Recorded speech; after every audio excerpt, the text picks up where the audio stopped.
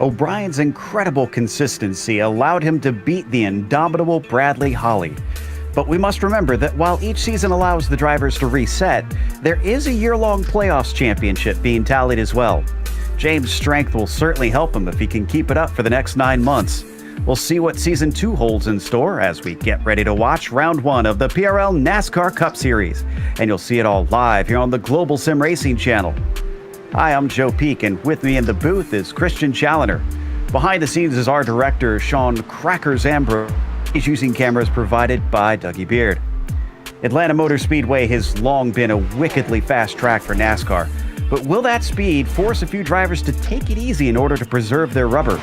Let's look at our track guide to find out some of the ins and outs of this place.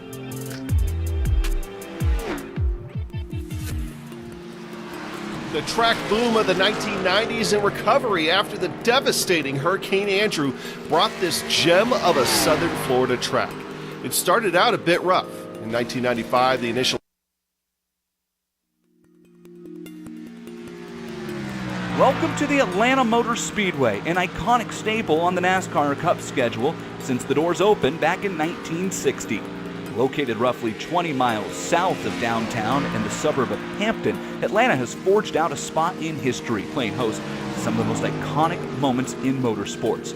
Prior to its repave and reconfiguration, Atlanta looked more like modern-day Homestead. In the summer of 1997, Atlanta was reconfigured to that 1.54-mile quad oval it's currently at. After that switch, the NASCAR Xfinity Series and Truck Series also became regular yearly competitors at the track. But it's actually an IndyCar that holds the track record here. The series ran regularly at Atlanta for 4 years. The surface here has certainly worn over time, giving way to its sister track in Texas as the fastest quad oval on the NASCAR schedule. Surface here has not seen any paving since construction finished in 1997. Over the years, the track has become famous for its super close photo finishes, thanks in part to a very wide exit off of turn 4 compared to both Texas and Charlotte. It allows competitors to often exit 2 and even 3 wide with room to spare, and that outside lane can get quite a run to the checkered flag. That's our look at Atlanta Motor Speedway. Enjoy the show.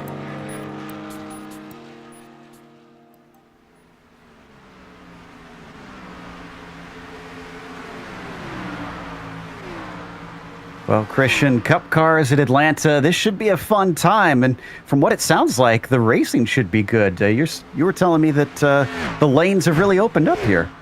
Yeah, absolutely. A 1.5 mile track that everybody's a big fan of, and probably even more a fan of now because you can definitely run all around this place. Pretty much seen everybody running from the bottom to the top of the racetrack all week, so should be a good one and definitely a lot of opportunities to pass.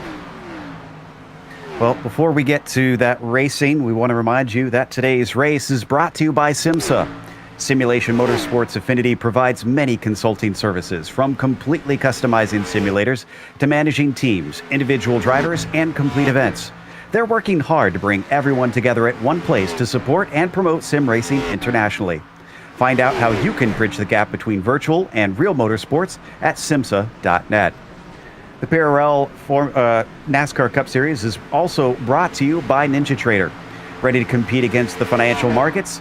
Supporting over 60,000 users across the globe, NinjaTrader provides award-winning trading software and brokerage services. NinjaTrader is always free to use for advanced charting, backtesting, and trade simulation.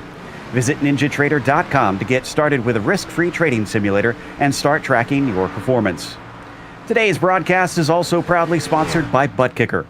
ButtKicker products add an incredible immersion and realism to any game. Feel every nuance and truly put yourself in the driver's seat. Check them out at thebuttkicker.com. Now let's take a glance at the Drivers' Championship from last season as it finished. And James O'Brien, as I mentioned, with only a single win, managed to beat Bradley Holly, who shockingly had no wins this last season. Adam Zemke very close behind him, along with Josh Daniels, only 2 points splitting second, third, and fourth.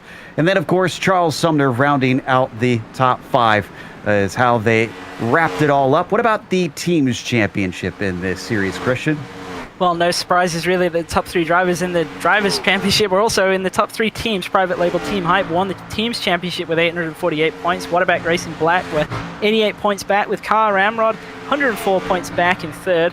SGE eSports actually had a pretty good season, but a bit down there in terms of the point stand is 137 points back, with Waterback Racing Orange even further back, 254 points back in 5th. And for today's event in particular, our race details is round 1 out of a 10 race season, as they always do. 145 laps that they'll be competing around here, but they also have no spare cars, so they've got to keep these things clean considering the high speeds that they're going to be running at around here. It is open setup in this series, so drivers will have to work on that to try and make sure that they can get the most out of these Cup cars. They also have an incident limit. Considering the high number of laps, 24 could definitely be reached if you get a little bit rough out there. So keep an eye on drivers who find themselves DQ'd unceremoniously if we get towards the end of the race. As we get ready for the qualifying here, it looks like Abner Acosta currently is our quickest in the warm-up, but we were commenting, Christian, that it looks like the times at the top of the field here today are incredibly close. Yeah, very, very close. Actually, just 1/1000 separating first and second right now. Connor Hall, we know, very, very strong on long runs last season.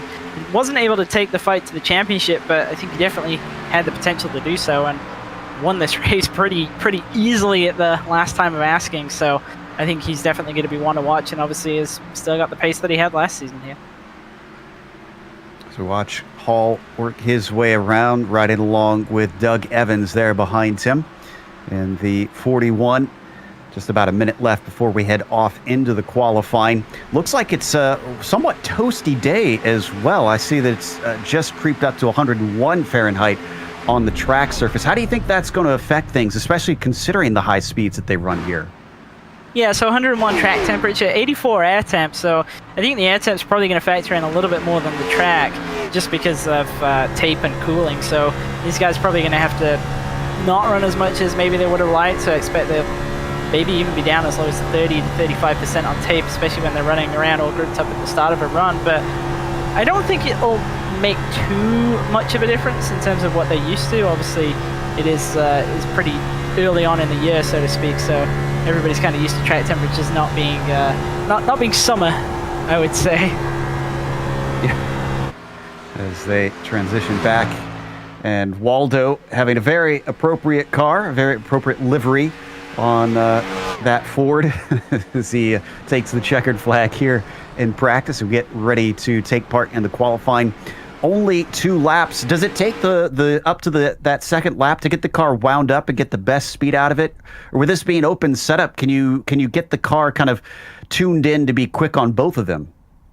I think it really kind of depends on what you're shooting for. I would suspect that we will see drivers using both laps here.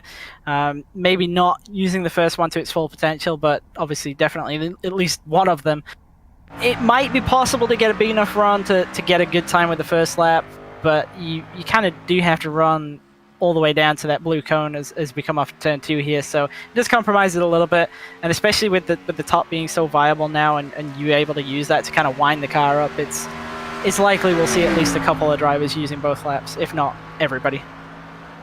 Watching Patrick Cowgill, who looks to be the first one to come across the line to start that flyer, the first flyer anyways, as he ticks off the timing and scoring and flies down into 1 and 2, preferring just above the bottom of the track, about a lane up it appears, hovering over that bottom seam. We hop on board with the Michigan driver, seeing how he handles 3 and 4. Is this a track where the two ends race a little bit differently, or do you got to kind of treat it the same? Yeah, absolutely differently. I would say in 1 and 2, we've pretty much always seen drivers kind of have a variety of lines through there. Some like to enter higher up and they kind of arc down. Others like to enter pretty low, and that makes it a little bit challenging to get off the corner, and you can lose a little bit of momentum there. In terms of 3 and 4, when you're running solo car, really the only way to do it is to get down to the white line and stay pinned to it as long as possible. The top is just going to be slower at this point. Obviously, only solo car, and with fresh tires, it's a longer distance, and you're going to lose that if you run higher up. No surprises here. Bradley Hawley up at the provisional pole on the first few laps. Cowgill improves by almost half a second on his second time through, but he's still getting shuffled down as Danny Cervantes now goes quickest on the board. Hawley came across and he does not improve on his second lap. We're watching Besaw Jr., and he actually, despite going a little bit quicker, gets pushed down a little bit. Now he jumps up, actually. Excuse me. He's up to 6th position with that second lap. Yeah, a couple of drivers, I think, making small errors on their second lap, and if they didn't get a good first lap in, it's really going to be problematic for them, as we'll see a lot of people improve on that second time round. Matthew Hawley, now our fastest driver in the number 28. We're watching Connor Hall, who is certainly quicker in the practice. Second lap, good enough for pole by about 18 thousandths of a second over Long. Yeah, not too surprised to see Connor Hall up on the pole right now. Whether he'll hold on to it, I'm not sure, but I have a feeling he's probably going to.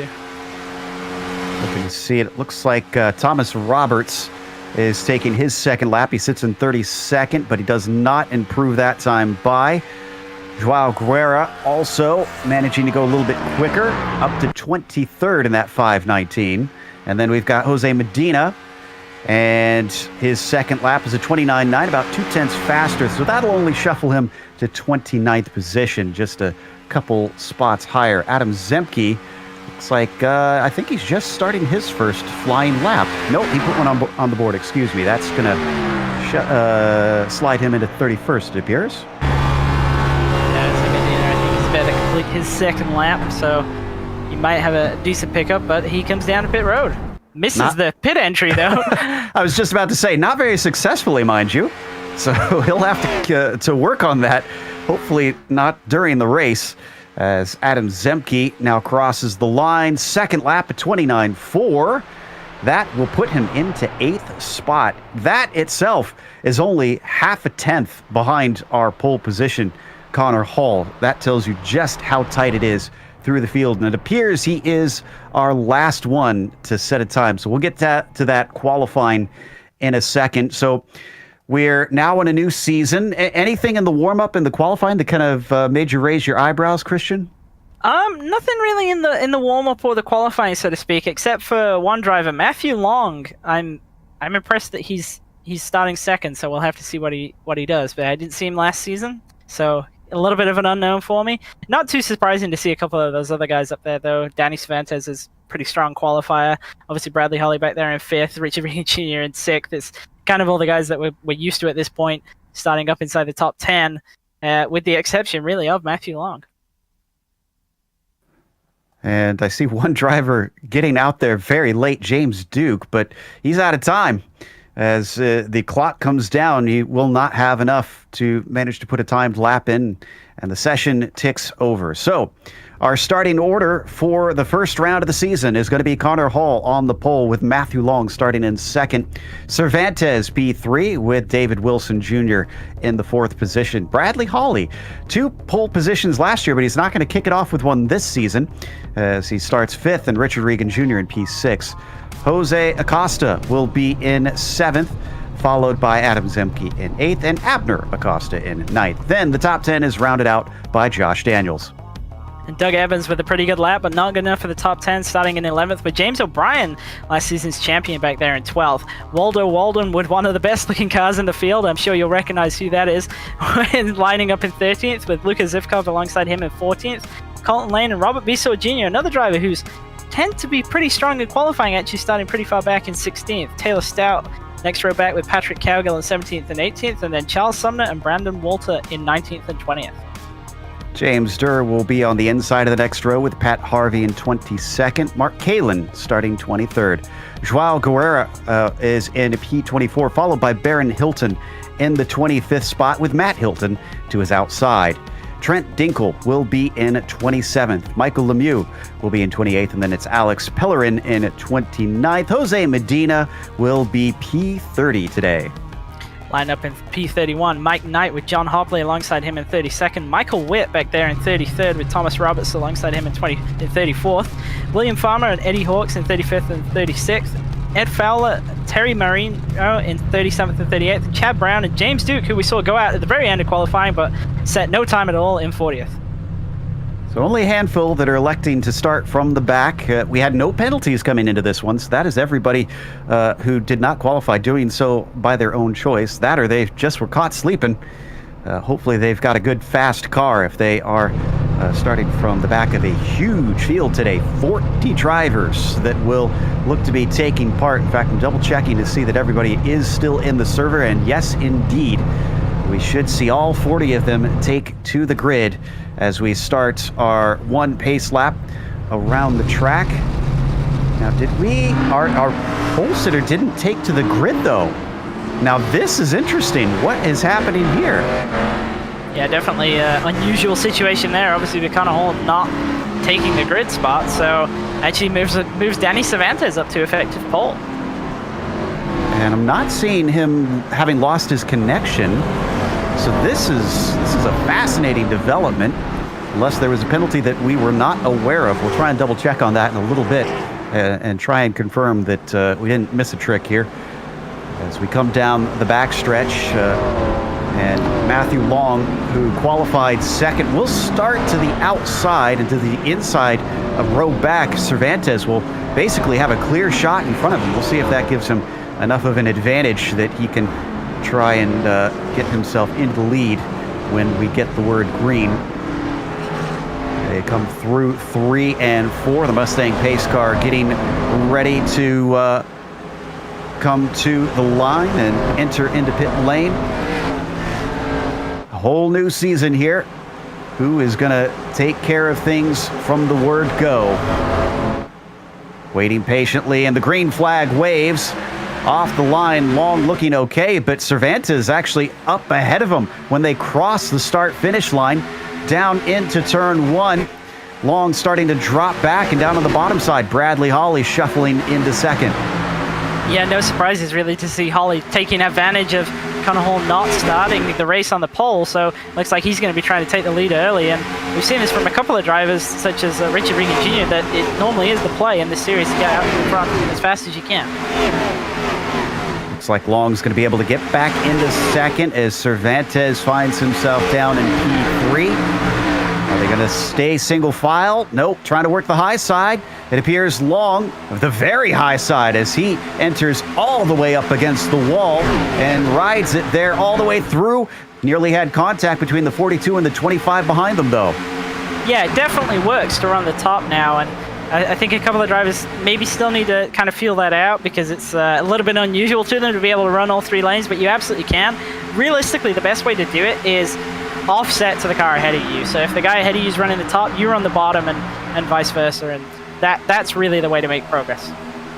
Abner Acosta, who finished second in the points in the Truck Series last season, now looking for 4th place as he gets underneath Danny Cervantes. There you can see him in that number 5, and he's going to pull along Richard Regan Jr., who seems to like that bottom side as well. Yeah, I think at this point with kind of no top line form, so to speak, I think the bottom and getting yourself underneath people is perhaps a little bit easier until we've kind of worn tires out some. Now it's starting to get pretty much single file. And in fact, I can see the 77 of Josh Daniels managing to get ahead of David Wilson. That was one of our last side-by-side fights up at the top. Everybody behind them certainly looking a little bit more comfortable now as they get it in order and start to buckle in for the long haul. Yeah, the top is quite a defensive line, so we'll probably see a lot of drivers who are struggling a little bit. They'll go up and run there, and the reason it's so defensive is because, yeah, it might not be the fastest way around the corner, but if you can keep somebody underneath you, when you come off the corner, you'll have such a bigger run that you'll be able to at least get nose ahead and advantage into the next corner. So that's why the top line is so good as a defensive option. Wow, and Long used it to great effect there. You saw him run the high side through 1 and 2. That slingshotted him right past Bradley Hawley and into the lead as they cross the line to start lap 6. They've also been trailed by Acosta, who's up to 3rd already. He's managed to pass Richard Regan Jr. while we weren't looking, and here we go again. Hawley to the low side, side by side with Long, but he washes up and can't keep the speed up quite like the 28. Yeah, you got to be careful kind of pushing so hard early on at a track like this. It will definitely chew the tires up if you run it too hard. And we see these guys at the front are battling pretty tough right now. Certainly has been a lot of back and forth between them. Let's see if he does the same thing again. I see some battles behind them, but I'll give a shout if that suddenly erupts. And Yeah, this time he's decided he likes exactly where Matthew runs as he follows almost in his tire tracks. See some action between Cervantes and Daniels. This is for the 6th position. And Abner Acosta has moved up to 3rd as well, and he's a driver that we've seen be pretty strong actually on 1.5 mile ovals. He's kind of got more of a road course racing background where he's traditionally fighting for the wins, but last season we saw he does have pace on 1.5 miles, but maybe struggled a little bit with the race strategy and the long run performance. I can tell you in the trucks he was up there, but he never won a race last season in the trucks, and it was a bit of a shame considering he was in the fight for the championship down to the last rounds. Watching from him, he has fallen back to 4th since I just mentioned earlier when he by Regan, but he seems happy where he is. He's up towards the front. It's a long race. He's still got plenty of time to make things happen. Yeah, absolutely, and not surprised to see Richie Regan Jr. trying to get up to the point as fast as possible. This is pretty much his trademark strategy, and it was interesting. It worked so well for him back when the series was fixed setup, and then last season it didn't really kind of work out so good for him. It was actually shifted the balance towards his teammate James O'Brien, but he kind of got back where he needed to be by the last round and showed how strong he could be. So I'm hopeful that he's going to kind of be a competitive force again. Yeah, I hope so too. I'd like to see a lot of competition here, and drivers really aren't fighting too much. Oh, I think we had a car on the wall. Colton Lane went a little high coming out of 2 and suddenly ducked low. The 60 is still moving. Let's take a look at a replay, see if he actually did make contact. Yeah, this is one of the dangerous points of the track coming off at turn 2. The wall comes up on you very, very quickly, so if you get tight, it's very hard to stay off the wall. We see a lot of guys run into it. You see he's picking the kind of the middle top. He's sort of straddling that seam and is getting tight, just grabs it near the exit. And that, when you see how he kind of came down off the wall, that normally ends up with the unfortunate demise of a car underneath you. And he was just fortunate nobody was there, and no yellow, a bit of damage on his own car, but long way to go. Find a piece of wood to knock on, staying green since we started this race. As the very Winn-Dixie-esque livery on that 60. I do like how that car looks. And looking back up at the front, it is still Long leading Holly, leading Regan, with Acosta giving chase in 4th. Actually, we've got the other Acosta, Jose, just overtook Danny Cervantes. Now, is Jose related to Abner? He's a new addition to this series, so we'll have to do some investigation. Yeah, I don't know personally either, but I have a suspicion that there could be something there. We'll have to find out. So Jose, who started this race in 7th, up 2 spots into P5. Oh, and behind Cervantes, another one who got a little high and I think brushed the outside wall. He's still moving. He's in the 6th position, and he runs high above James O'Brien. O'Brien, our current champion, running P7. Yeah, and that really is the most dangerous part of the track coming off at turn 2, just because the wall always surprises you how fast it comes up to you. And see O'Brien here kind of running the top, and in front of him there, you saw trying to turn off the fence at 25 of Danny Cervantes, and it's difficult to not run into the fence. It seems like it's obvious, but it's a lot harder than it looks. Everybody says it's just turning left, but not quite so simple as they come across the line starting lap 15 now. You talked a little bit earlier about how hard the leaders were racing each other and maybe chewing up the tires. I mean, considering that we've mostly got everybody running pretty single file at this point, what do you think is the best method to try and preserve your stuff? Normally it would be running the bottom of the racetrack. That's kind of always the best way to sort of hold on to your tires. And it surprises me that we're seeing so many guys running the top side, because that really does hurt tires. And it's normally a defensive option, or when you catch someone who's so much slower than you that you're just trying to get around them on any line available. So to see people running the top by choice is a little bit strange, because it's probably actually going to hurt them long run.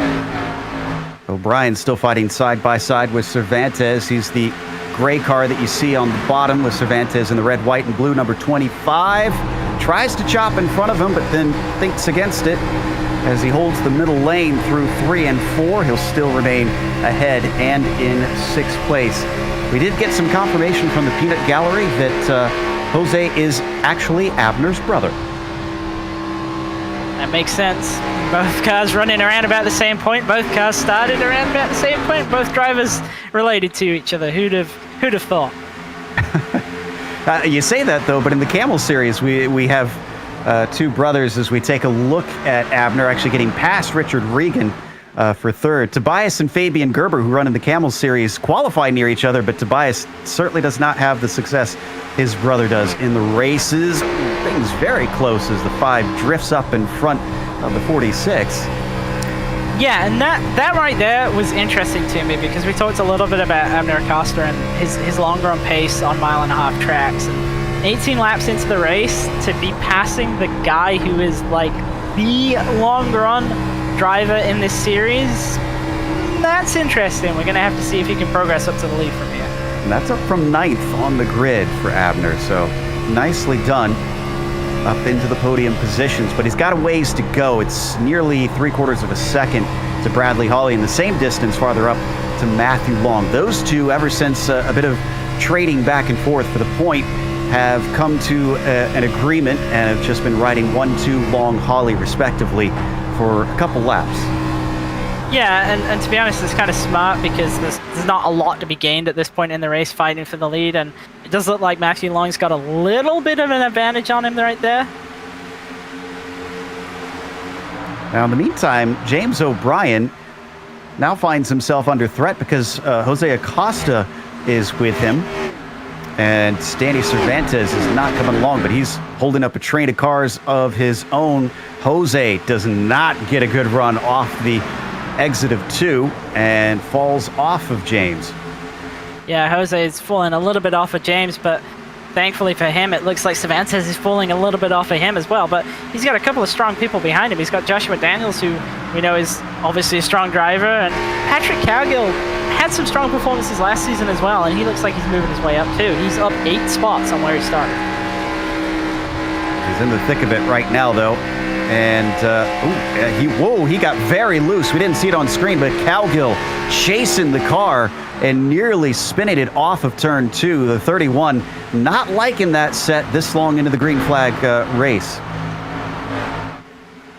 You see right here, he's behind that group of drivers, including David Wilson Jr. and Joshua Daniels. Got Robert Bissau Jr. behind him in a little bit of a different livery, so it's a little bit harder to pick him out. You see Cowgill running the middle top, getting a little loose right towards the exit there. And once again, fortunate no car was underneath him. So he stays in 12th. He lost two spots. Lucas Zivkov, who I think is a new runner in this series, just behind him. No, it looks like he has been with us before. 21 riding low as Cowgill rides high. We're quite a ways into this green flag run at this point. So do you think this is going to be tire limited or fuel limited if we stay green as long as possible here, Christian? Well, I definitely think it's fuel limited. There's no way here that you can split this race in half, so I suspect that we're going to see drivers split it into 3 runs. So I think the first pit stop's going to happen anywhere really between lap 45 and 50. Still only halfway to that point right now. Boy, Abner Acosta really did reel in Bradley Hawley quite quickly. It's down to 0.2 of a second. Watching the 77 of Josh Daniels from on board the perspective of Cervantes right now, though. And that's a battle for 7th place. But you pointed out how Acosta seems to be good on long green flag runs, and my goodness, for him to be chasing and catching Bradley Hawley is saying something. Yeah, and Hawley was actually, relatively speaking, quite slow on that last lap. He ran a 32.31, which compared to the leader Matthew Long at 32.09 is almost 2/10. Well, it is 2/10 off the pace, and Abner Acosta behind him ran almost a full 10th faster. So it's definitely interesting to see that Acosta's got strong long run pace, and I wonder if when I say when, I fully expect that he's going to clear Bradley Hawley pretty soon. But when he does make that pass for second, if he's going to be able to run down Matthew Longo now. Right now he's plugged up a little bit, not able to get past Bradley Hawley, and the last couple laps have been slower than Long. So maybe it will be imperative that he tries to overtake the 184, get himself some clear track, and make sure that he can run his actual pace. Hawley helping him out a little bit there, running through the middle, 3 and 4, allowing Acosta to run the low side if he wanted to.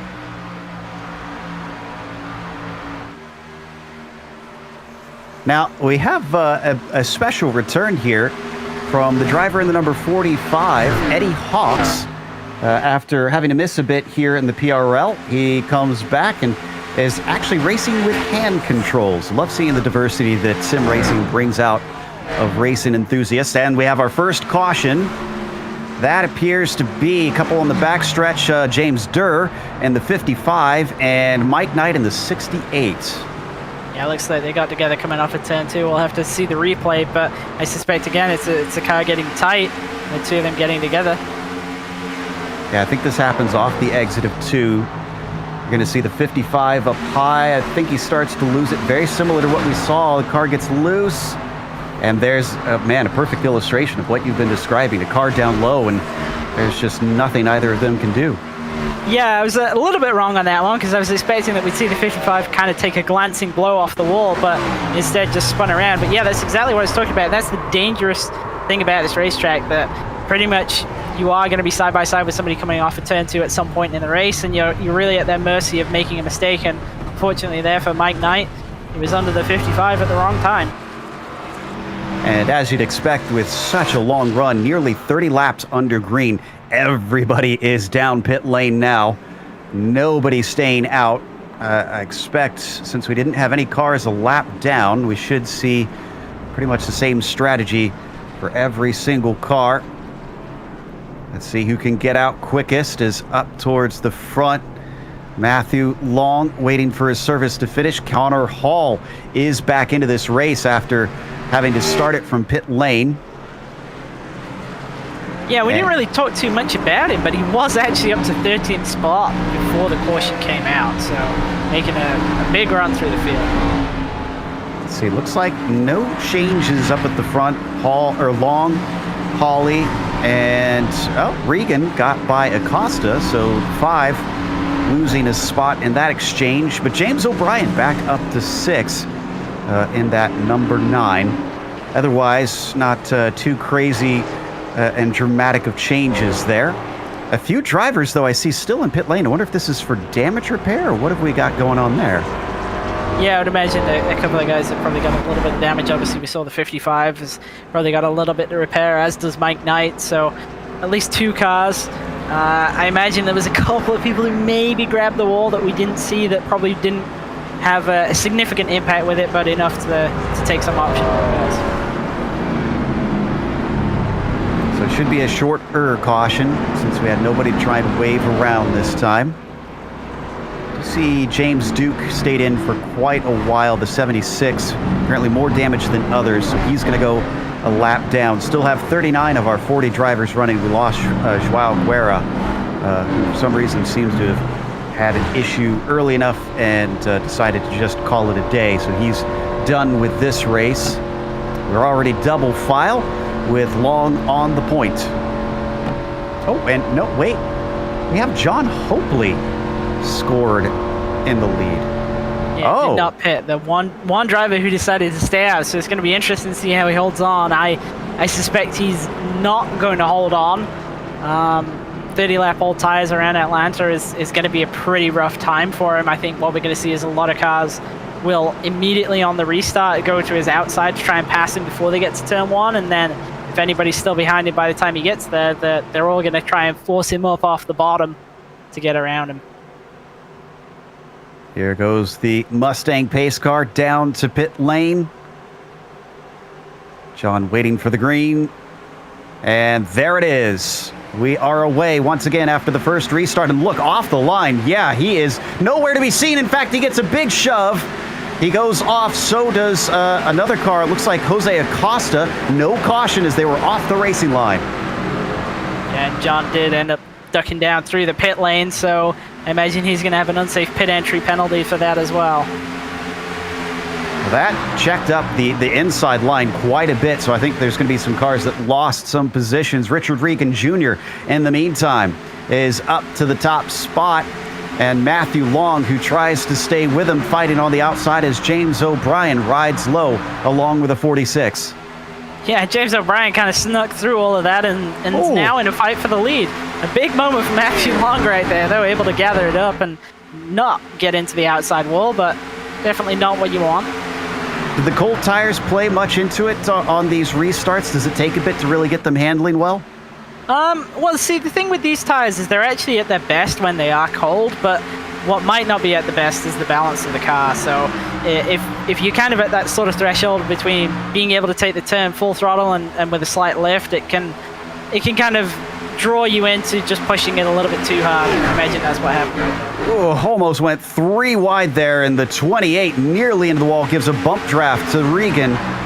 Now he's got enough space that he is ahead of Matthew Long, or excuse me, James O'Brien rather, but Long does not duck down. In fact, he holds the outside, continues to try and challenge Richard. Yeah, he's been pretty strong on the top through 1 and 2 and able to run to Richard Regan Jr.'s right rear quarter in 3 and 4, so he might be able to complete this pass up there. He's going to get a big run on corner exit, but looks like just wasn't able to get quite as good track position as he did last time. Monster run, and pulls up alongside the 46 as Richard Regan stays at the bottom. He starts to fall back a little bit, and Matthew Long is going to lead this lap back to the front as he did for much of the first part of this race. Yeah, definitely keen to be out in the lead, but he's going to be really punishing his tires running that high up and that fast. He's absolutely sending it off into the corner to try and retake the lead. Yeah, that time through 1 and 2, Regan looked much better on entry, then started to fall back as the corner progressed. Bit of a different story down through 3 and 4 as the high side seems to work much better on that side of the track for Long. He's back into the lead. Let's see if history repeats itself. And choosing to run the top in 1 and 2. And it was actually pretty surprising that he's as strong as he is running the high side in 3 and 4, because that's really not where I expected it to be strong. And that's not really where I've seen people be strong throughout the week. It's actually been the top in 1 and 2. So definitely got a good car underneath him if you can make that work. So the good news is that Hopley and Jose Acosta are still running on the lead lap, although granted very far back. Going to be hoping that they don't get lapped. Speaking of which, I think Hopley is actually getting lapped now. So I spoke too soon.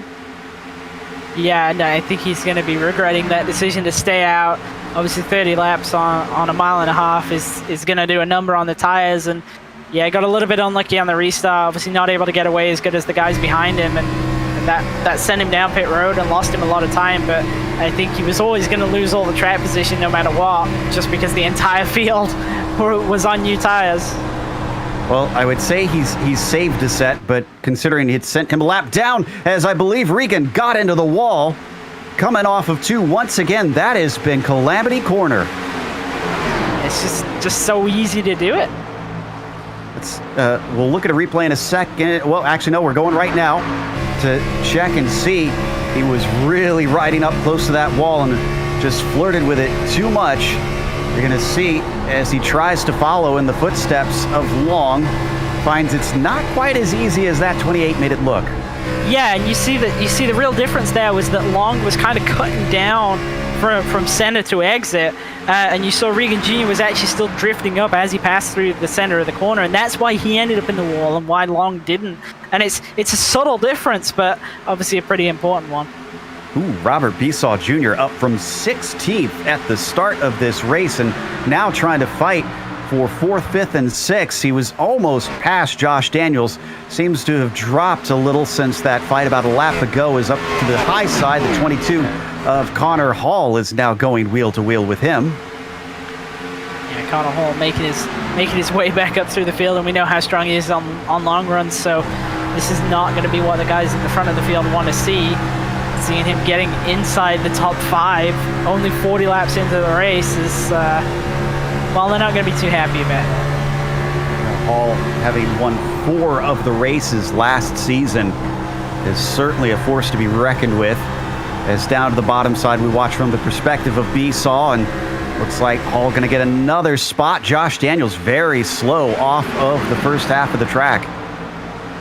Yeah, Josh Daniels is a driver who's been very, very strong when the series was in fixed setup, and I know that he's put a lot of time into learning open setups. He's actually, I believe, running a community project where he'll kind of work with drivers on setups, so that's a pretty cool deal to see. But obviously, that means that anybody can have his setup, so I imagine there's probably a couple of people in the field who are sort of keeping tabs on what he's doing, and that might actually be going against him a little bit. We saw Junior drifting up off of turn 2 and having to stay out of the side of the 77. All of this messing around means that Trent Dinkle in the 501 is quickly approaching. The question is, can he find a way past now that he's gotten up? And will he need to do so quickly, because Adam Zemke is also there in 8th? Yeah, and Trent's another driver who's kind of shown that he can have some really, really good pace at the end of last season. So not really surprising to see that he's maintained that, but he started way back in 27th, so he's up 20 spots right now, and that's not an easy thing to do. So he's definitely looking pretty good today. That's Jose Acosta up on the high side that you see in the 42, having to let the field go by another driver with quite a bit of damage, mind you. He did have some hard contact in that incident on the restart, so it's not just tires that he's dealing with, because he changed his. It seems the car is not as quick as he would want. Yeah, he's just trying to hold on to be 1 lap down, so that when or if the next yellow comes out, he can kind of take advantage of that, get the lucky dog, and get some of that damage fixed, and maybe salvage some points. Just a little more than 100 laps to go in today's event. A little bit of a battle here for the 3rd position. Regan finding Connor Hall speeding by on the low side, and the 22 is already up to the podium spots. Ooh, although he looked a little shaky coming off the corner. Yeah, a bit of a wiggle there off of 2, and we didn't see it from the onboard cam, but I hope he didn't get into the fence there. I don't think he did. I think he managed to stay out of it, and he held Richard Regan behind him, so he'll retain that 3rd spot. 0.7 of a second to get up to James O'Brien, the current reigning champion in the number 9. And that did not look good for Richard Regan Jr., though, as once again, as he tries to ride up against the rim, it doesn't seem to be agreeing with how he set up this car. Yeah, it's not an easy thing to do. I know a lot of guys kind of like to run up against the wall and whatnot, and they find it a lot of fun, and it really is, but it's not an easy thing to do, and there's a lot of risk associated with it, you know? Like, if you miss the line running the bottom of the racetrack, then, okay, you lose some time, but you don't really lose anything else. If you miss the line running the top of the track, then you're going straight into the wall. Almost absolute risk there. And he drops back from Hall just a bit, trying to collect himself.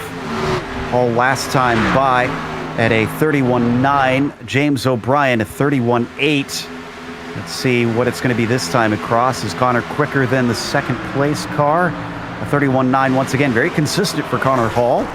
And a 31.9 for O'Brien. Just about 4/100ths faster for Connor at that time. So not huge margins, but looks like he does have it underneath him. Yeah, with how quickly he's moved up through the field, I'm actually surprised that it's only that much faster. I know it seems crazy to say that, but I really thought that he would have more pace than that. As James Duke is now the one that's trying to do his best to keep out of everybody's way. He's running last on the field of the drivers, still on the circuit in 39th, and that number 76. Just got into the fence right there, trying to let guys go, running the top in 1 and 2. I think Trent Dinkle just overtook B-Saw Jr. That was for 6th place. He's holding with him as they both go by the lapped James Duke. They're also still being chased by Zemke behind them in the number 57.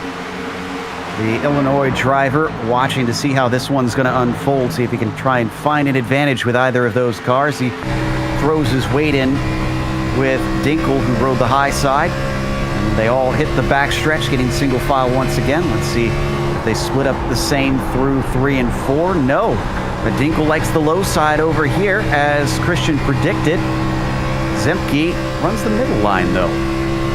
Yeah, and that kind of does make sense. You don't want to run right in the wash of the guy ahead of you. So if you can run, say, the middle or the top, and the goal isn't for that to be the fastest for you. It's just to be a little bit faster than the guy ahead of you, you know? So that if say you've got a 2/10 advantage, if you run right behind him, you lose all that advantage. But if you run a lane outside of where he is, you might still be, say, a 10th faster. And that's really what the goal of moving to a different lane is here.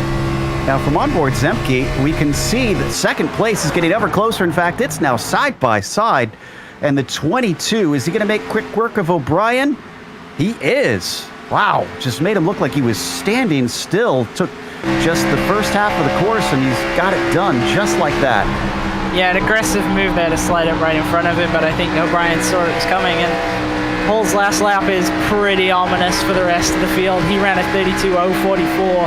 Matthew Long ran a 32.227, so almost 2/10 faster, and it's kind of more like the pace advantage I was thinking he probably had.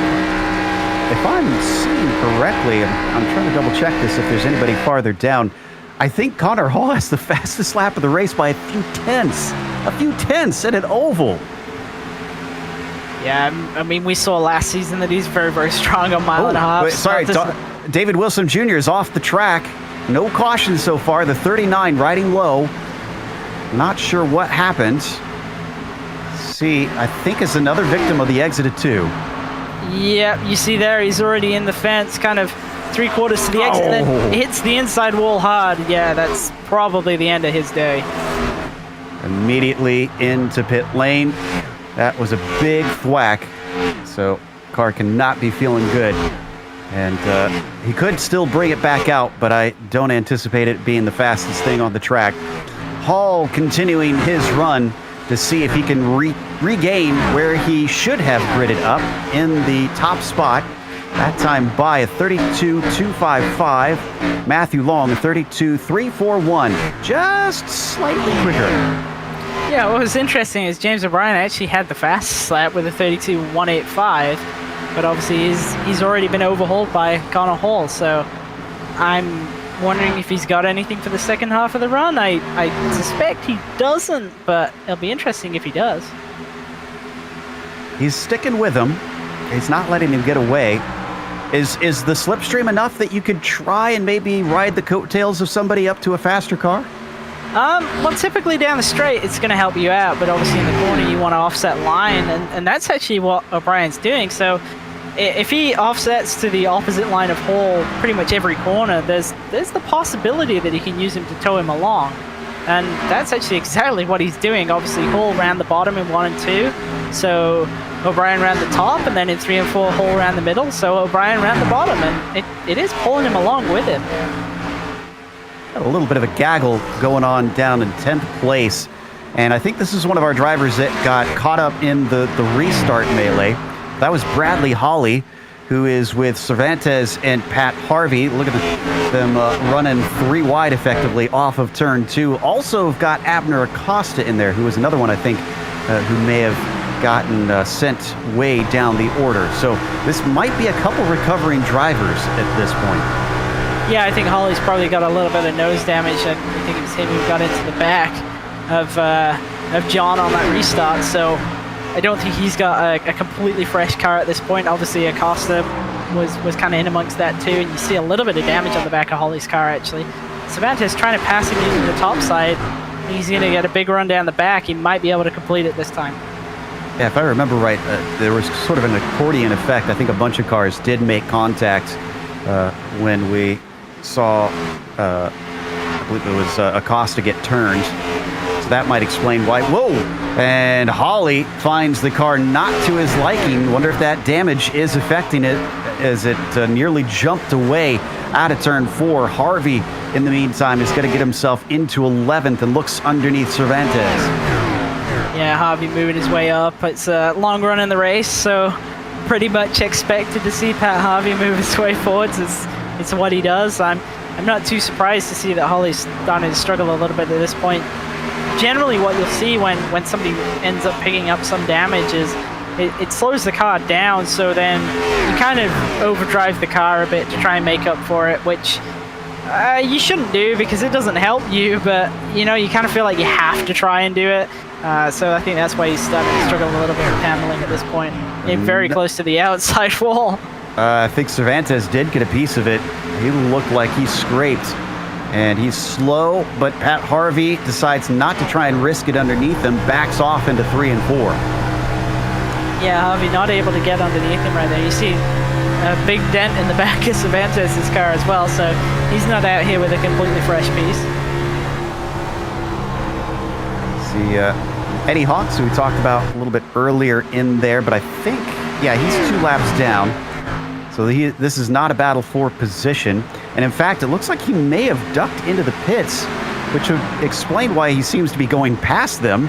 I think he's on fresh rubber and is trying to pull an alternate strategy. Yeah, definitely an interesting decision here. It's 9 laps into his next run, so to speak.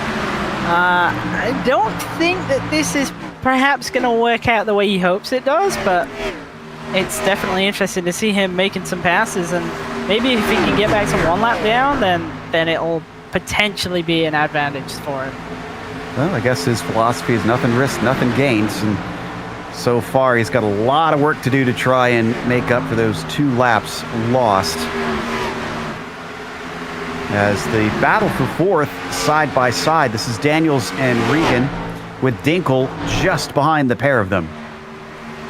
Yeah, Dinkel's actually starting to kind of really sort of fight with Richard Regan Jr. here, and Joshua Daniels has obviously got a pretty good long run car. It looked like he was a little bit off in terms of short run, but long run pace, he's looking very, very strong.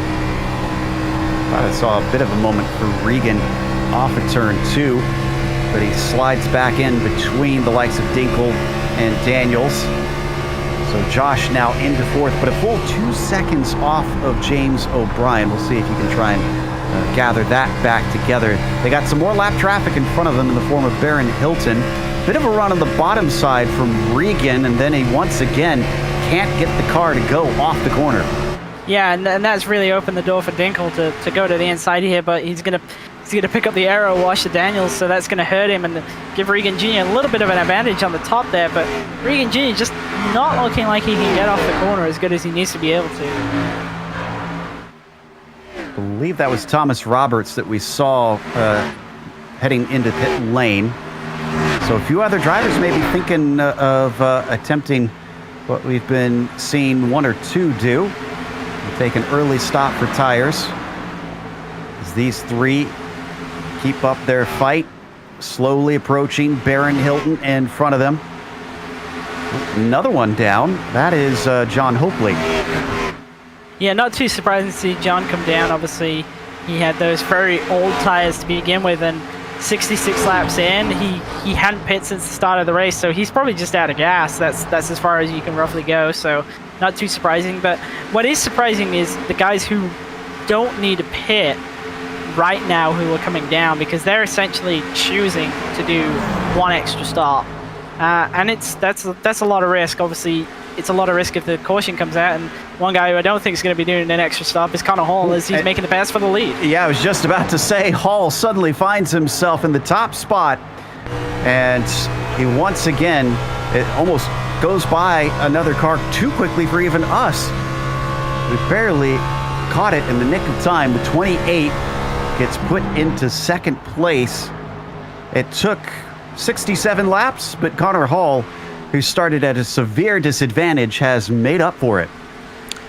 Yeah, and I would like to say I'm surprised, but I'm really not, if I'm honest.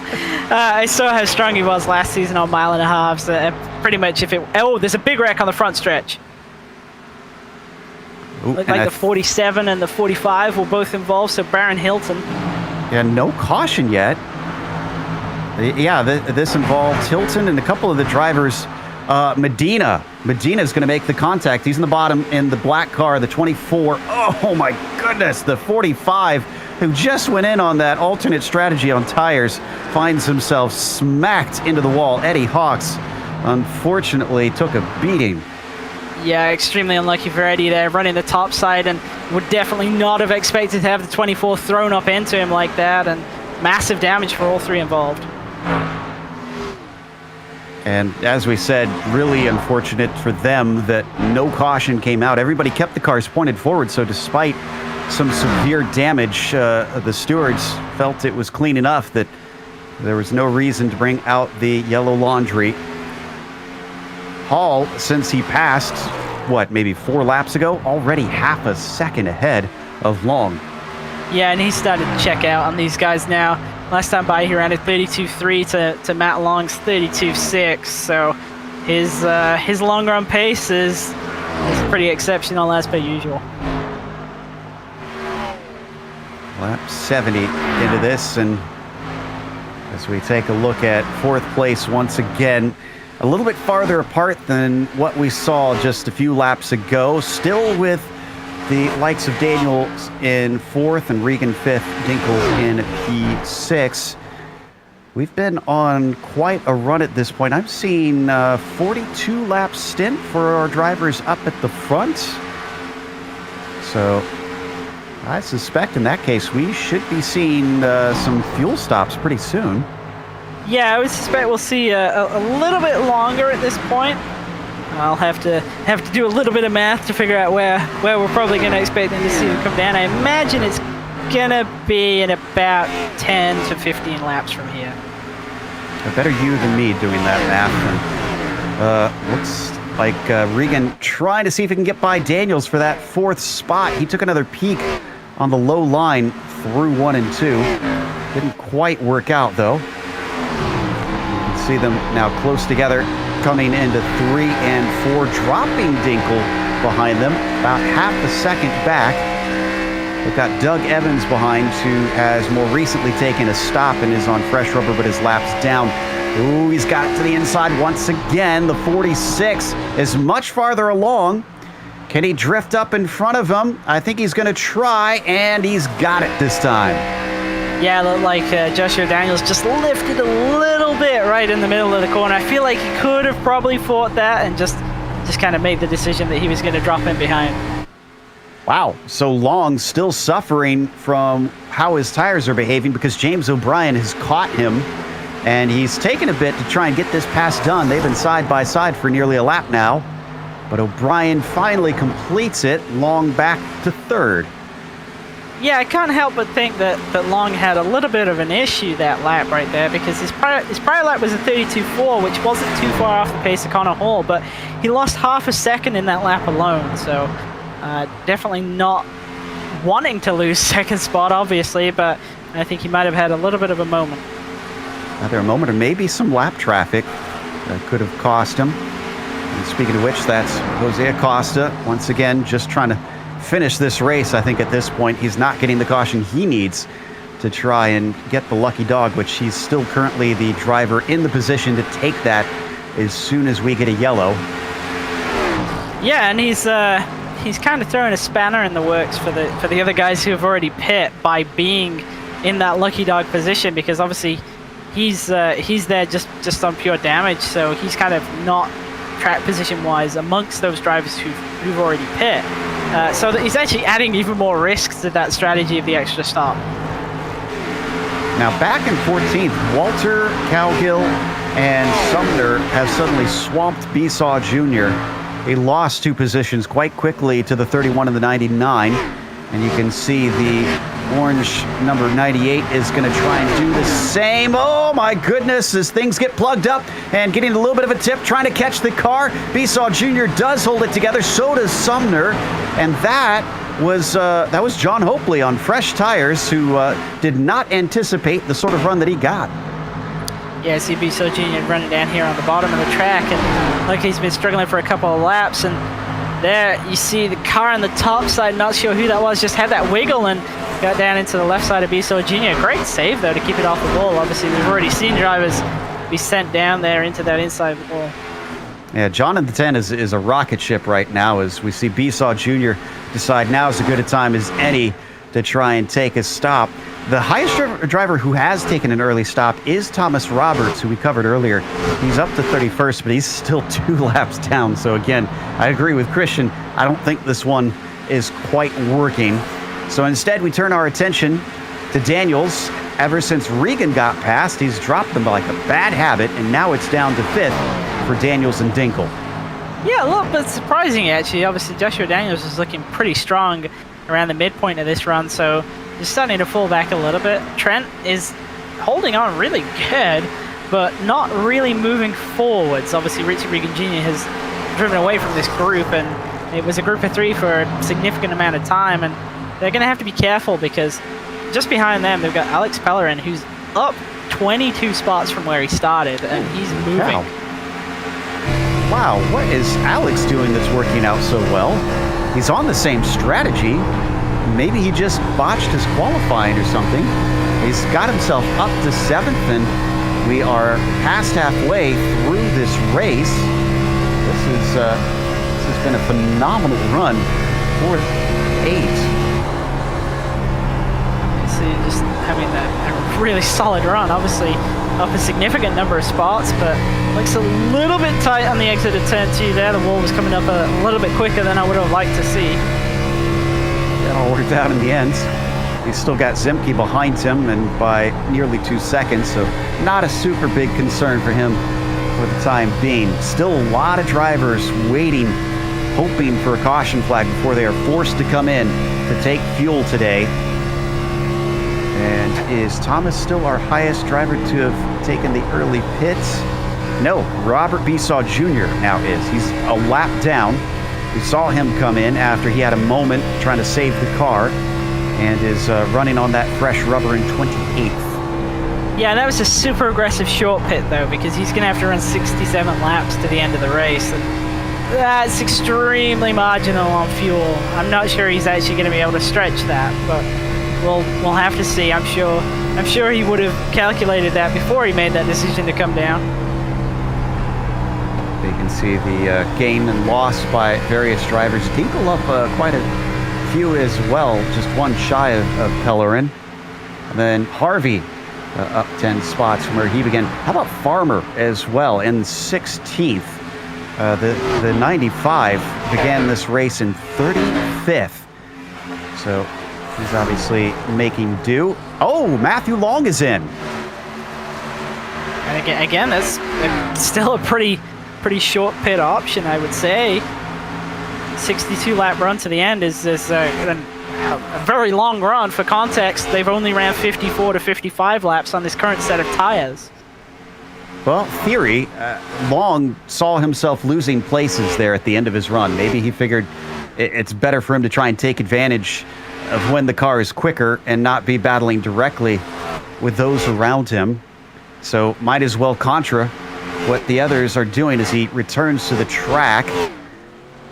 And I'm not sure, can anybody make it to being able to make it a one stop from there? Absolutely. Okay, well then that is a bit strange. Maybe he's counting on a caution that'll help extend his fuel. Pellerin is in and coming on back. Is there anybody else recently down the lane? Chad Brown is returning to the track in the number 64, but he was well down the order. Yeah, a lot of these drivers who are pitting now, it is quite an aggressive short pit, I would describe it as. Something we haven't talked about, the temperatures have gone up quite a bit since we are in the middle of the day. It's currently 1 p.m. virtual standard time, up 10 degrees since the beginning of this race. Yeah, and that's significant as well. Air temp's up 2 degrees, so you probably have to pull about 1% of tape off, I would say, compared to what you were running before. And obviously the track temp itself has gone up by, as you say, 10 degrees, so it's not getting easier out there, that's for sure. Maybe that would explain why we have so many who were slipping and sliding. Pat Harvey came in very hot. There you see the tire smoke. Can we get a replay? I think he may have overshot it.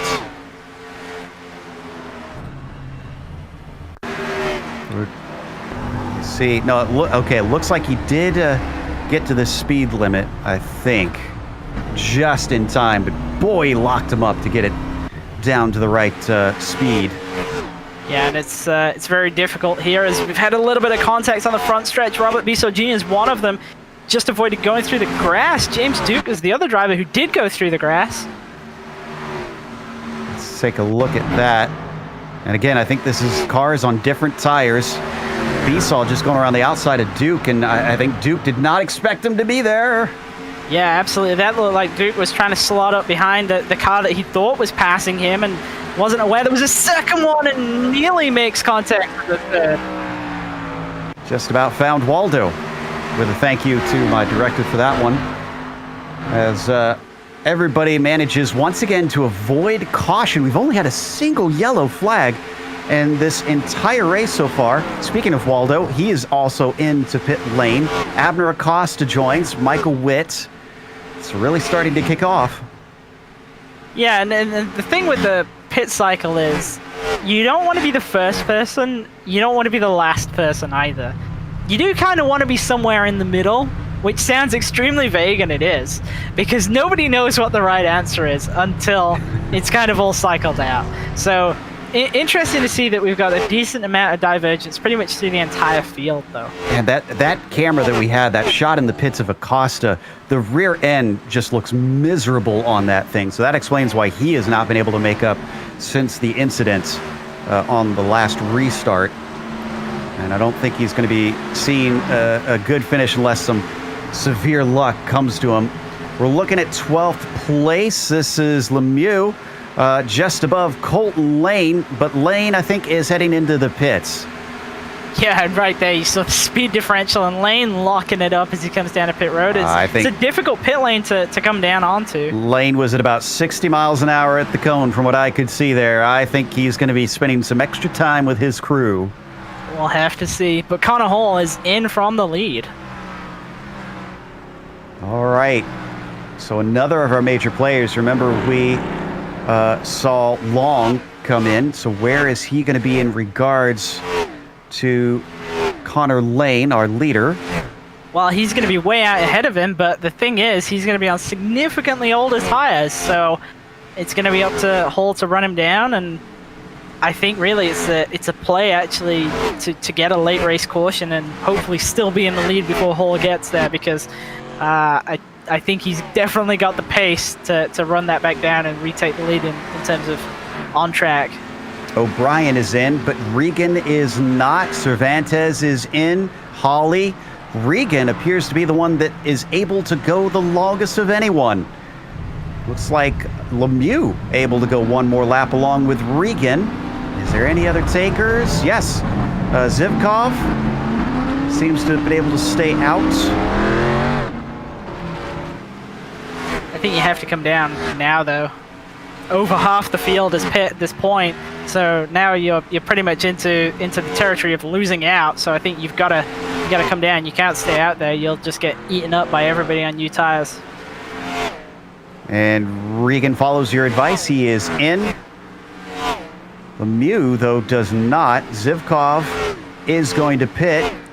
Michael taking this one to lap 93 before, oh no, Marinero finds himself turned into the wall. It is a fast entry to this pit lane, maybe a little too fast for him. Yeah, really difficult. You see, wipes out the cone as well, so that's going to be an unsafe pit entry along with the front end damage, so double misery for him right there. Somebody else in the background have a equally difficult pit entry. Oh, Lemieux just about does the same and catches it. You saw him just go by now. He was all sorts of crossed up trying to keep that car together.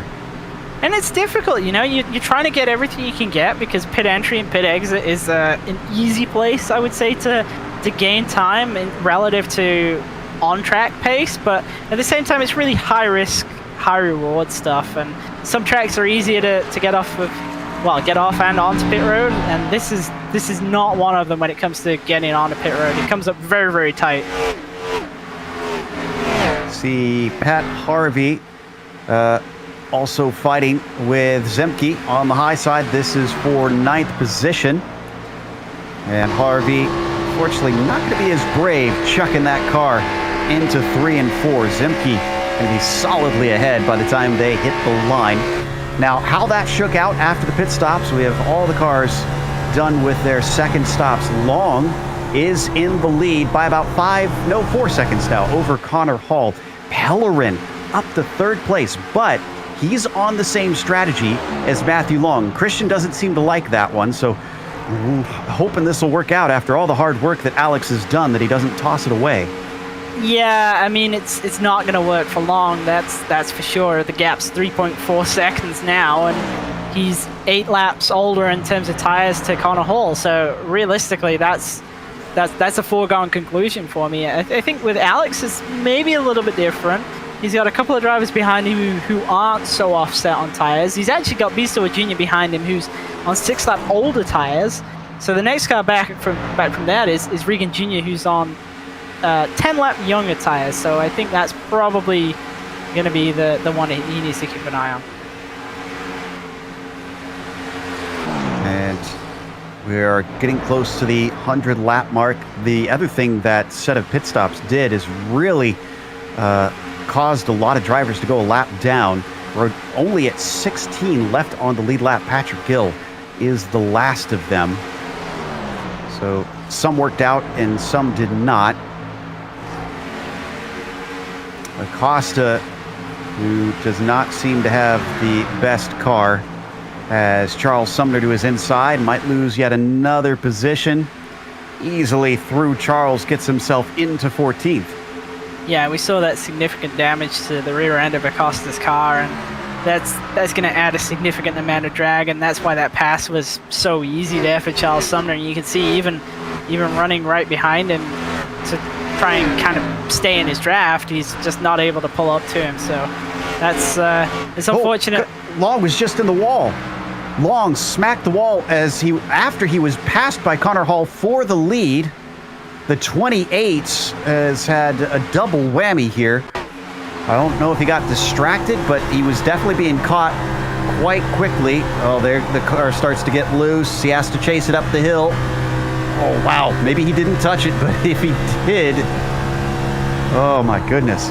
Yeah, definitely only minor contact with the rear end if he did touch it, but that shows you how much tires are worth. I didn't expect Hall to pass him this early on, so now I think he's definitely under threat from drivers behind him. O'Brien's not too far back. O'Brien's about 6 seconds behind him with 45 laps to go. I think that he's going to get to him and clear him as well. Yeah, O'Brien coming at quite a rate of knots. Of course, hard to read on that one for Long since he had that brush with the wall. 32-1 for him. O'Brien 31-4 as James pretty much making Matthew look like he is standing still. Pellerin also falling backwards away from those top three. Richard Regan, the next one, approaching him on a much more recent strategy for tires. Looking through, and now at this point, it almost looks like to me, based on how drivers are being caught and whatnot, unless we get a caution, Christian, it's kind of you made your bed and now you got to lie in it. Yeah, absolutely. And looking through the field, there is a decent amount of split strategy going on, actually. There's only a couple of drivers who are kind of doing the same thing. Obviously, Matt Long and Alex Pellerin are on the same strategy. They're both 19 laps into their run. Trent Dinkle is a little bit offset to Joshua Daniels behind him. He's on 2-lap older tires. But then we got a couple of other drivers who are significantly offset to the people around him. So Bisto Jr. is on 25-lap old tires. He's then got Pat Harvey behind him, who's on 17-lap old tires. But behind that is Danny Cervantes and Bradley Holly, who are both on 10-lap older tires. Well, 10-lap younger tires. So they are going to run him down really, really quickly. And I think, as you say, it's pretty much at this point, whatever you've decided is whatever you've got. And you've either got to hope for a yellow if you're one of the drivers out there on older tires, or if you have fresher tires, you got to hope that you can make up all the time that you lost by staying out longer. There's Regan already up to Alex. He's to his inside as they cross the start-finish line to start lap 104. And now he is through. 6 seconds to make up to get to James O'Brien, but those two are pretty much on the same strategy. Long is a bit of a different situation. We've covered that extensively, and just behind Long, we had a wreck. Doug Evans, he gets hit once again. I think that involved, it looks like Thomas Roberts. Still no caution. Yeah, and Doug Evans there missing the pit lane as well, trying to get down. Gets into the wall himself, comes down the racetrack and goes straight back up. Comes down again, gets clipped by, I think, Mark Kalin. Kalin was heading straight to the scene of the accident. Unfortunately, well, that could have been a whole lot worse, and it looks like, did he get away with it, or did he get some damage? I don't think he got away with that. I think he definitely clipped him, but in that situation, yeah, you see there on the left front of the car, he's got a little bit of damage, but much less than he could have ended up with. Obviously, in that situation, it's pretty much just a... you've got no idea where that car's going. It's been up the track, down the track, and it's going back up the track again, so... yeah, 50-50 roll as to whether you miss it or not, and I think he did about as best as he could have done. Yeah, point the throttle down, pick a line, and pray. As we go back to Besaw, who is trying to catch up to Bradley Hawley, but they've also got Pat Harvey in there, quickly closing. Oh, and another car up into the wall. In fact, that's Besaw. Yeah, he's really struggling with it. He's on the oldest tires inside the top 10 at this point. So he's pretty much certain to go backwards, but that's going to only hasten that retreat. Is he running the top here? Just runs up to the wall and grabs it. It's not too bad, but he is in it for a significant amount of time. Cost him as he fell to 12th because of that. And he actually, I think he's going to lose the lead lap pretty soon. We're still at 16. Looks like Abner Costa is still on the lead lap, but Besaw now the 12th. Just a few seconds to be run down by the likes of Connor Hall. Just plugging away at this thing with a 6.5 second gap to Matthew Long. But he's having a bit of connection issues. I was just noticing that. Hoping that holds out. That'd be a horrible way, especially after all he did to get himself to where he is in track position. Yeah, absolutely. And honestly, at this point, that looks like the only thing that can really hold him back. He's got a 6.7 second lead over Matt Long, who's on older tires. And then even further back from that, he's got almost 10 seconds over James O'Brien, who's essentially on equal tires to him. So, whoa, as we see almost synchronized wrecking happening right there with drivers coming off of turn 2. Yeah, I think that's James Duke down low. But Dinkel is now on the back of Pellerin. This is for 5th place. Alex one trying to just salvage what he can with that early pit stop as we ride on board with Trent. He goes low. Pellerin goes middle. He starts to drift up a little bit, and that'll actually compromise the run of Trent Dinkel. He has to back out of it. Yeah, and Trent needs to get this done because not too far behind him, he's got Joshua Daniels, who's running him down, who's on 2-lap pressure tires.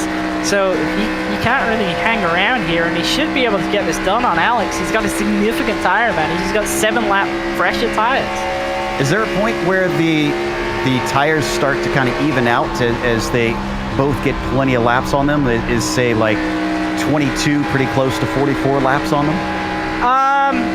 They do start to even out, but it's kind of a percentage deal. So it's really, say, when you get to 20 laps versus 25 laps is still a significant advantage, but when you get to 45 versus 50 laps, that's a smaller deal. Dinkel did get through, and he's trying to chase down Richard Regan, about 3.8 seconds in front of him up the road. Already half a lap behind Connor Hall, though, who seems to have this victory potentially wrapped up, but you can never say never in racing. We're down to almost 30 laps to go. Things are really shaping up, and for some, they have certainly not entered a shape that they like today. We have lost a few drivers. We mentioned Guerra earlier on. David Wilson is out. Eddie Hawks with a hard slam. We saw him have. He's gone. John Hopley. And then I see Baron Hilton, who had that wild incident, has been in pit lane taking repairs along with Doug Evans. See Daniels here looking to the inside, and he's going to give him, he's being given the bottom 2 lanes here by Alex, but not able to really take advantage of it at this point. I imagine he's going to have a better look as he gets down to 1 and 2. Yeah, it really hasn't seemed like Alex could do much to try and hold drivers back, though he's been doing a decent job. We saw with Dinkel managing to kind of place the car in an awkward space so that it's tough to get by. Daniels doesn't do it this time. I'm also keeping half an eye on Long and O'Brien, who are getting close together. So I will give a shout if those two suddenly finally meet each other. I think that's another inevitability. Obviously, there's a significant tire offset there, but a little bit surprised that Joshua Daniels hasn't got this done yet. Alex is obviously on the older tires and running the defensive line, running the top, but Daniels is kind of looking a little bit timid. He doesn't look all that aggressive, especially considering how many laps there are left in the race. Gets a great run this time, coming off a 2 and down into 3.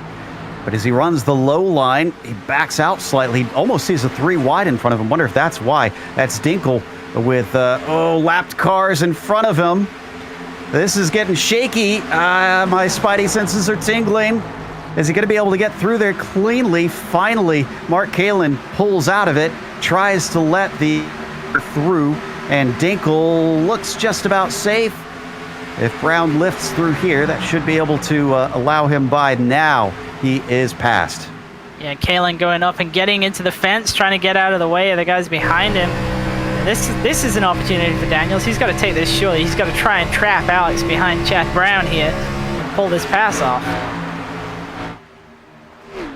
Yeah, and Pellerin also getting checked up by the 64. Now, the blue flags around here are informational only, so they do not have to leap out of the way, but he's certainly big wreck behind. Friends. Oh, no. That is Farmer, it looks like, involved in it. Roberts as well. Well, this changes the complexion of the race. Starts with Farmer getting loose. And sadly for Thomas Roberts, wow.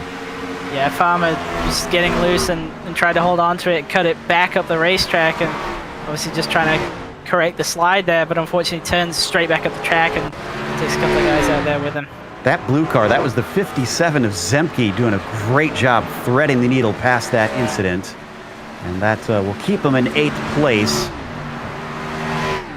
I gotta think, though, that we'll see most of the drivers come down for tires here, since this is going to be quite a dash to the finish, and they've all been out for about 26 or more laps. Yeah, fully expect everybody to come down here. And one driver that this really actually throws a lifeline to is Abner Acosta, because he is the lucky dog. He's going to have the opportunity to fix the car a little bit, and he'll be restarting in P14, which is, all things considered, not that bad. I feel like this saves Matthew Long quite a bit, because we were expecting him to lose so many positions. O'Brien did get past him. Now, granted, Long was, let's see, he was in 2nd, or was he in 3rd when we had the pit stop start? I'm trying to remember. So, I mean, his gamble didn't necessarily gain him anything, but he was kind of saved by the bell to put him back on the same strategy as most of those around him. Yeah, absolutely would agree with that. I think he was, as soon as he lost second place right there, he was kind of into this is going to be a net loss territory. So this yellow has helped him out. It's re-equalized everything back, and we know that he's been pretty strong on short runs. So maybe this gives him a chance at it. I don't know.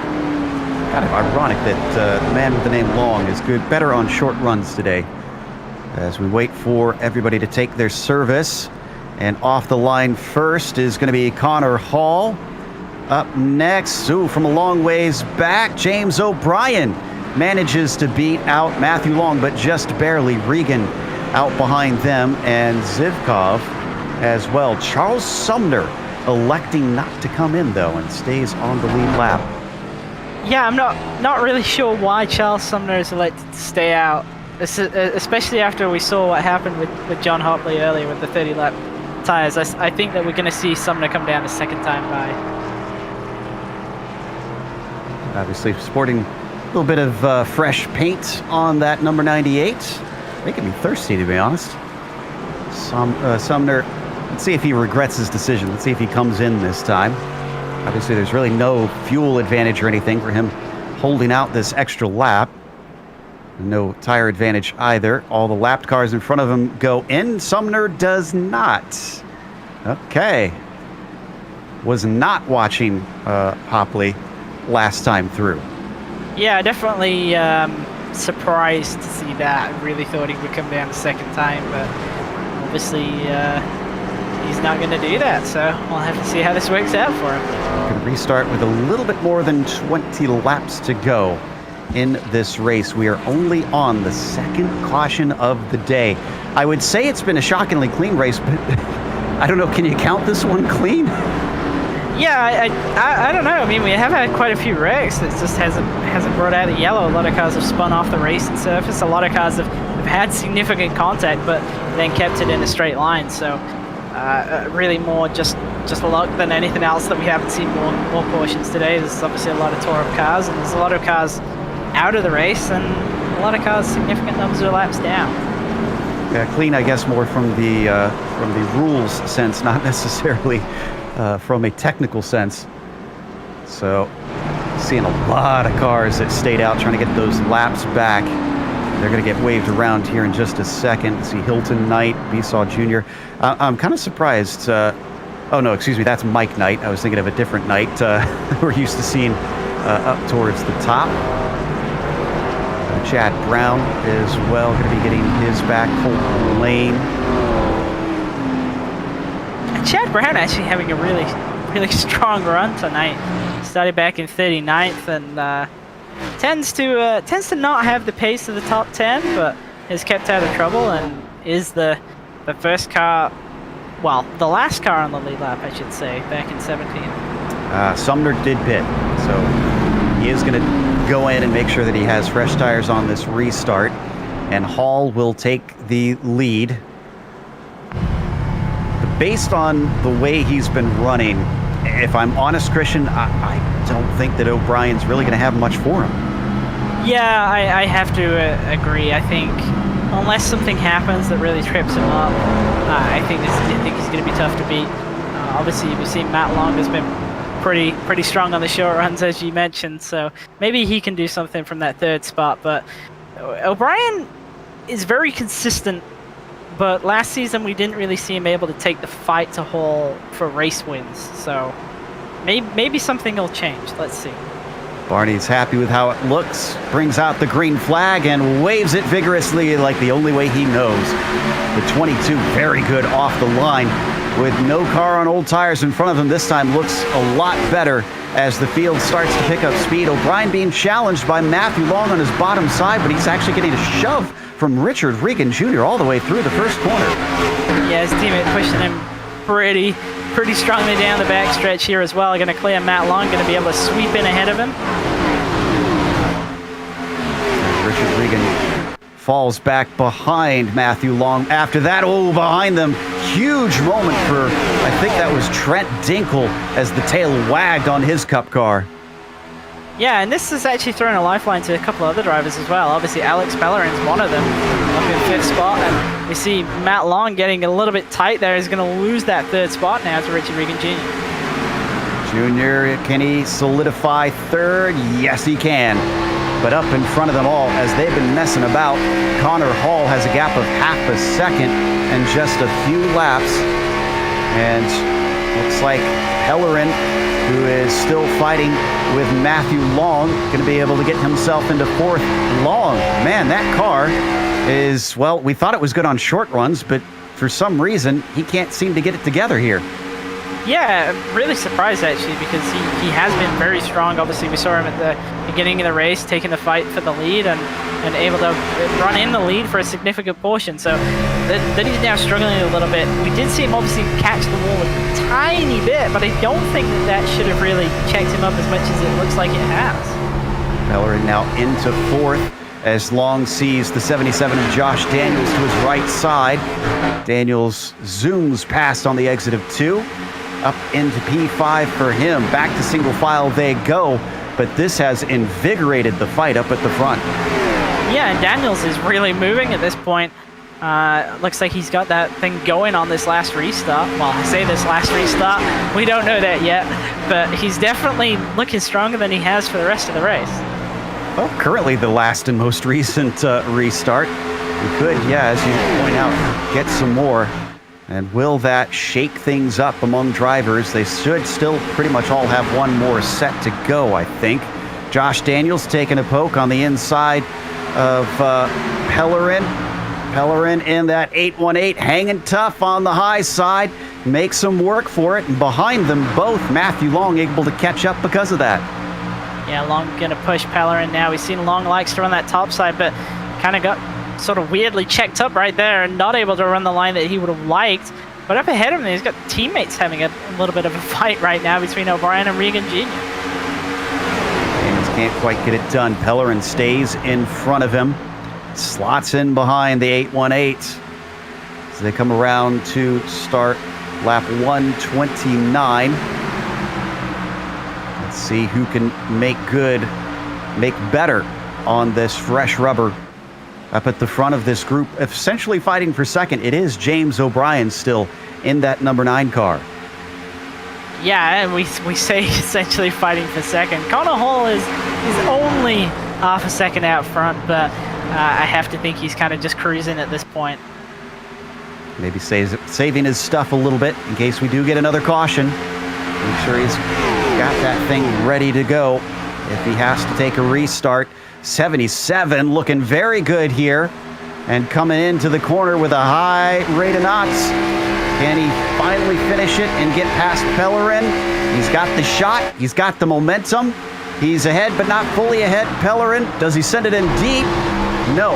It looks like Josh Daniels finally gets fourth away from him. Yeah, and that was really impressive right there. I was actually thinking that we might see Pellerin get up on the back of Regan Jr. and try and challenge him, but instead it was Pellerin getting passed by Joshua Daniels. So can Joshua Daniels take a top 3? I think it's possible. It's looking like it. Oh my goodness! Cutting way up in front of Matthew Long. Pellerin nearly sent both of them tumbling into the wall. There was inches between those things as he came to the high side. Yeah, I think Pellerin just got a little bit tight whilst Long was trying to execute that crossover, and Daniels kind of drifted up in front of Pellerin right there. Oh, Pellerin in the wall on the entry to Long. It looks like maybe Long's car is finally coming to him. Now he's got speed. He's already challenging the 77. Doesn't get the run that he was hoping for, coming off of 2. Let's see if he can... and we got a caution. I heard something on the backstretch. 25. Zemke, Cervantes. maybe? Yeah, Danny Cervantes, 25, and... big impact with Adam Zemke, it looks like, right there. Well, and this is pretty much what I was just talking about between Long and Pellerin, where Cervantes drifting up the high side. This time, though, he did not have a clear. Yeah, it looked like Zemke was kind of coming down a little bit as Cervantes was moving up, and I think they both knew they were going to be tight to each other at the corner exit, but I think they got closer to each other than they probably thought they were going to earlier on in the exit, and unfortunate for both of them, but that's obviously massive damage to Zemke. He's lost the front clip, but Cervantes' car isn't looking too great either. Okay, so now we are looking at a restart on lap 135 or 136 here. So 10 laps to go when we get back to racing. And I'm thinking many drivers might not have another set. Some will, some won't. See Mike Knight ducking in. But none of our leaders came in. So Hall, O'Brien, Regan, Daniels, Long, Pellerin, all of them have stayed out. Yeah, and I think even if you have an additional set, I think this is still a tough decision because obviously a 10-lap shootout is not a lot of time to make up that track position. And if you do get another caution, then it's essentially cutting the green flag laps by half. So it's a lot of risk to take. you might win the race if it goes green, but if you're the race leader, I don't know. I think it's a tough decision. Well, Connor Hall so far seems to have certainly been calm and collected enough to not only run through the field, but then really control this race once he did reach the top spot. Let's see if we get the lights out this time or if we need to cycle back through. That last incident, I'm pretty certain, took out the 25 and the 57. I doubt we'll see them back racing at the end of this one. No, I spoke too soon. Actually just spotted Cervantes on the bottom. He is able to bring it back onto the track. Can't say the same for Zemke, sadly. Yeah, I think Zemke's day is probably done. That was obviously a lot of damage for him. And I think realistically Cervantes' day is done as well. It's not going to be a competitive car at this point.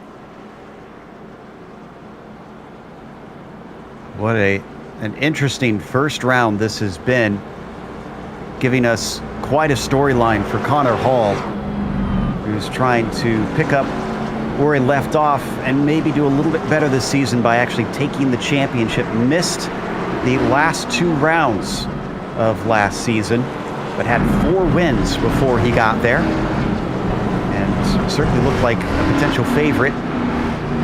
Is this one going to allow him to actually take part in the last couple races, in all of the races, I should say, and be able to claim himself a championship? Or will James O'Brien once again be consistent enough that he can't be beaten, with him taking a single victory, but just rifling off good finish after good finish, and he's looking like he'll have at least a decent one today as long as nothing awful happens to him. He runs in second as they line up too wide for the restart. Yeah, it'll be interesting to see if he can do anything here. Obviously, the leader with a decent advantage on restarts being the control car, but these guys haven't done a restart on old tires yet. And we've already seen how difficult it is on 30-lap old tires. Okay, so we're only talking 15-lap old tires now, but this is still going to be tough. I imagine that there's going to be at least a little bit of wheel spin, and it's going to come down to who kind of manages the best. And this might be an opportunity for somebody to get away better and maybe steal this one away from Connor. To be fair, and I don't know if it makes that much of a difference, there's more like 12 or 13 laps, since they did have these last few under caution. So shouldn't have put too much into them as they trundle around at 60 miles an hour. Connor Hall now just has to wait for that pace car to give way and let them go for the final 9 laps of racing. Hopefully 9 laps. We do have a green-white checker in hand, and they are off. Green flag waves. Very poor start for James O'Brien. Loses second place right as they get off. Yeah, and it was O'Brien who struggled on the restart there, and obviously immediately losing that second spot. But Richard Regan Jr. is able to stay to the back, and Connor Hall will he be able to have a run down into turn 3. It looks like he's just dropped off a little bit. Now, oh, and we're hearing there's a wreck on the back stretch. I'm trying to figure out where this is happening. It looked like it was Bradley Hawley. I'm not sure who it was with. Trent Dinkel is slow, but no caution. Interesting. We'll try and look at that a little bit later. Now, interesting note, before all that happened, I heard Regan come over the radio and say, "Don't worry, I'm down on power," talking to Connor Hall. Now, it doesn't look to me like he's down on power, as he's still holding in second place, but we got a battle in third behind him between Long and O'Brien. Yeah, I'd be very surprised if he was down on power, and as you say, he's got that battle happening behind him. Long is looking to the inside of O'Brien, and I don't think he'll be able to get that pass done. I'm surprised that O'Brien hasn't moved forwards and tried to get that second spot back, though. Running the high side, O'Brien trying to keep that podium spot from Long. Now that Long's back on the same tire strategy, he has been a lot more competitive, as James has a full head of steam coming up to the back of Regan, but runs out of straightaway. Yeah, these two being teammates, they're not going to want to kind of check each other up and lose both positions, so to speak, to Matthew Long. They're probably going to try and orchestrate something to at least retain the second and third spots. Obviously, the leader is way out there right now. 6 laps to go. And drifting way up to the outside. Regan really having to let that car work its way out. Unfortunately, it's not the quickest line as James O'Brien brings the 9 underneath him and is able to get into second place. I'm seeing so many positions swapping on my time and scoring out of the corner of my eye. The mid-pack must be wild right now. Yeah, we just had a significant checkup happen in 3 and 4. I kind of only caught the end of it, but it looked like Colton Lane was involved. With so much racing up here for second place, unfortunately, don't really have time to cover it. Down to 5 laps to go, and my goodness, who's this on the bottom? That's Mike Knight. That is for position. The 68, who got his lap back, is now looking at a podium, going 3 wide potentially. He's the only guy with tires. Oh, he's the only goodness. person with tires. Wow! Mike Knight, being thrifty as possible, is reaping the benefits at the very end. And he is able to easily get by as we almost have cars come together, and they do hit. O'Brien and Long find themselves smacking into the wall. Mike Knight could win this if he has as much advantage as I think he probably does. He's got 1.3 seconds to run down with 3 laps to go. Holy cow! The 68, last lap even with the battling, he ran a 31 flat. Connor Hall a 2. That's not enough, but now that he's in clear air, let's see what it's worth. It looks like it's worth a lot. I will say that the delta is coming down. It looks like it's anywhere between 3 and 4 tenths, might even be half a second a lap. I think you're right. Yeah, I think it might even be more than that. He's down to 7/10 of a second. 2 to go at the line. And this time by Connor Hall with a 31.4. Mike Knight on a 30.8, 6/10 of a second quicker. Here he comes out of turn 2. The 22 is going to be blindsided here, wondering how in the world did this guy get up here? And we're going to be 1 to go at the line. Is there anything he can do to hold him back? Yeah, he's going to have to mirror drive him at this point and basically check him up through 1 and 2. Even then, though, I don't think he's going to be able to do it. Knight's got to be aggressive here. He's got to not let that happen. He has the advantage. He has the tires. Everything is in his favor. He has all the momentum he needs. He goes to the top. Hall is going to have a poor run off the corner. He's going to have to try and block him on the backstretch, but he's not going to be able to do it. Knight's underneath him already. Knight's already got it. There's no way Hall's going to be able to stop him getting him. Oh, but he squeezes him down off of the apron, and the 22 is going to be able to win this race in controversial circumstances. Connor Hall with the victory, as behind him in second, Mike Knight was shy of what would have been a miracle run, with James O'Brien finishing 3rd and Regan in 4th. Yeah, I don't know how I feel about that. I feel like Knight definitely had the position there and just basically got ran off the racetrack, so you have to take a look at the replay. Let's take another look. Yeah, I always hate to make judgment calls like that. And as we take one more glance here, but I would have rather have seen that be something of a fair fight. I never like to see drivers try and push someone off of the track. I mean, it's for the win. I totally get that. Hall has obviously dominated the race. You see both of them fighting for the middle, and it's just actually both of them getting together in the middle of the racetrack. And I think it's unfortunate for Knight, because I think if he'd have ran the bottom and not kind of been kicked down on the apron there, it was his race there coming into 3. There was no way Hall was going to be able to hold that off. After 145 laps, we're going to take a quick break. We'll come back with the unofficial results as well as driver interviews, so stick around.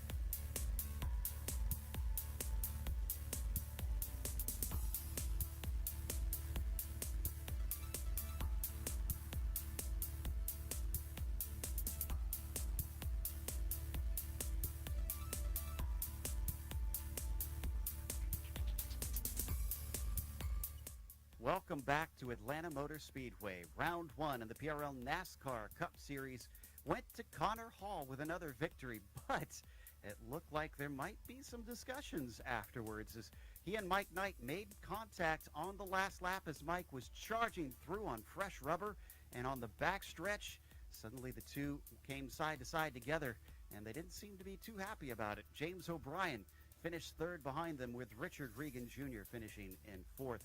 Matthew Long was saved by a late caution, with his strategy call seeming to go south partway through the race. Josh Daniels was sixth behind him, with Abner Acosta in seventh. How about Chad Brown? Didn't put a qualifying lap in, started from 39th and finished in eighth. Bradley Hawley strangely went backwards today, but he did get a little bit of damage. I'm sure that didn't help his case as he finished ninth, and Charles Sumner wound up 10th. Patrick Cowgill just misses out on the top 10, comes home in 11th with Waldo Walden behind him. We saw him have a scare midway through the race, but comes home in 12th. Pat Harvey, decent performance tonight, comes home in 13th, with Alex Pellerin, a driver who was at one point contesting for third place, fell all the way back to 14th by the flag, with Dennis Vantas behind him in 15th. Ken Dinkle, another driver who we saw feature in the top 5 for the majority of the race, unfortunately comes home back in 16th in the last car of the lap. Then we have Michael Witt, Mark Cameron, Brandon Walter, and Michael Lemieux rounding out the top 20. Lucas Zivkov was 21st, Colton Lane in 20 seconds, and then these are cars that are 2 laps down. James Dern 23rd, and Ed Fowler in 24th. 3 laps down, drivers who unfortunately were often involved in some early problems was Jose Acosta, James Duke, and Matt Hilton, along with Thomas Roberts. Then you get to Terry Marinero, who found himself facing the wrong way in the pit lane, coming home 29th. From there, unfortunately, you get to your DNFs today with Zemke in 30th, Besaw Jr. in 31st, and a lot of other drivers that just didn't get the lucky breaks here today in the last of our field. Up at the front of the field, though, we have Connor Hall taking the victory after 4 of them last season and not coming home with the championship. I have to imagine you're at least happy to kick things off on the right foot here. Yeah, we're really happy. I haven't been on iRacing actually since we ran last season. I've been trying to take a little break, so good way to kind of kick things back off. Now, unfortunately, it did come with a little bit of controversy. Talk to us about that last lap. Were you surprised to see Mike Knight coming through? And what exactly happened between he and you on the backstretch? No, we weren't surprised at all. We were, with 10 laps left, and we saw that he was the only one that actually had the car go up on the jack on that last pit stop, and he was P13. I mean, these tires wear out so fast now, and after 10 laps, you're already down to second of speed. So we pretty much knew he was going to have, if he executed, he was going to have a chance to really take it away from us. 100% transparency, I was going to run him to the bottom, just to try to take away any entry that he could have had in the 3. Obviously did not mean to make contact with him, and I went back and watched the replay, and from my screen, there was a tiny bit of room between us, and it kind of also just created tire smoke and yanked me into him. So I might have said a little net code. I understand he's definitely mad, and like I said, I apologize to those guys, but glad that we could get it done for my guys. And you almost didn't have that chance. You started from pit lane. We didn't quite see the reason why. Can you enlighten us as to why you gave up the pole position? It was definitely not intentional. I was sitting there talking with my crew chief and realized that I loaded the wrong setup in. Because I had so much trouble with this new update. So I had about 10 alterations of it, and he was like, "Are you sure it's the right one?" And I was like, "Oh no." And by the time I got out, got back, I said waiting, and I was like, "Oh gosh." Well, sometimes we all make rookie mistakes. It's amazing that you made up for it as well as you did. Congratulations on the win, Connor. Thank y'all. That was Connor Hall, victor today, and even though it says first starting on the grid and first to the finish, that certainly isn't the old story, as Christian Challoner now is caught up with Mike Knight. Let's hear his side of the story about what happened there on the track. Mike, obviously you came home P2, and those last 10 laps, it was looking pretty good for you. It has to be said. You obviously ran down Connor. You got to him starting that last lap. You had that opportunity coming into 3.